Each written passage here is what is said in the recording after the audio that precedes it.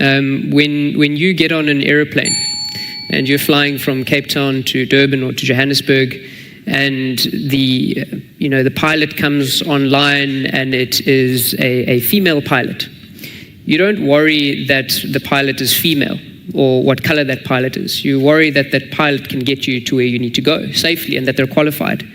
When your geyser bursts and you call a plumber, you don't worry about whether or not that plumber is black or white or colored or Indian.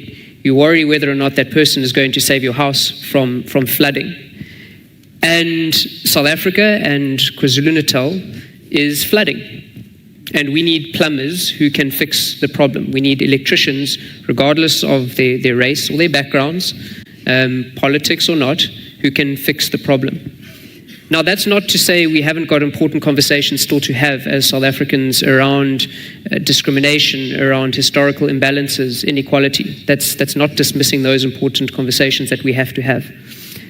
But what it does say is that at this particular point in time, as a nation and as a province where I come from, we have to make a serious choice about how and what we want the future to look like. Are we going to exist at this level, at 30,000 foot, having conversations that are not putting bread on the table, are not fixing potholes, are not growing the economy, which is often what happens when it comes to elections. We don't actually talk about the real issues. We don't talk about how we're going to reduce crime. We end up pointing fingers and shouting at each other as politicians or people who exist in the political space. So we're going to an election where people want plumbers and electricians, and they want doctors and pilots who are sufficiently qualified and who have the sufficient expertise to be able to fix the serious challenges that we've heard people unpacking today. Can I follow up there? So the DA completely scrubs black economic empowerment of any shape or form from its manifesto.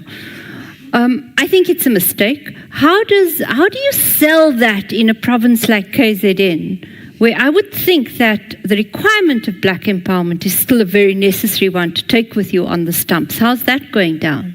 Sure. So I think we must differentiate between the concept of empowering black South Africans, who are the majority who are majority disadvantaged in our country, and especially in KZN, and the policy of the African National Congress known as broad-based black economic empowerment. Now, that is a failed policy. Why is it a failed policy? Because it's the same people getting the same tenders over and over again until you've created an elite that is untouchable, while real business people who are trying to grow their organizations at a grassroots level are not getting the support that they need. What we really need to see is the word itself, black economic empowerment, not the ANC's policy, but an entire transformation, entire empowerment of a class of people or a group of people who have been systematically excluded from benefiting from the economy. And that means scrapping the ANC's version of black economic empowerment. It means making sure that a small black business owner can participate, whether it's in government tender systems or big business, and incentivizing that through a system that is different to what we have now, because it is clearly not working. And when you speak to people who are the beneficiaries or the people who have been excluded from the system, as you're saying, how is that going down? It's welcomed with an applause like this, to say the average black business owner who's really trying to push their business and really trying to grow is being excluded politically, is being excluded because they do not meet the extensive red tape that is around any sort of procurement in government especially, and is being excluded because the system does not allow them to participate and grow as it stands.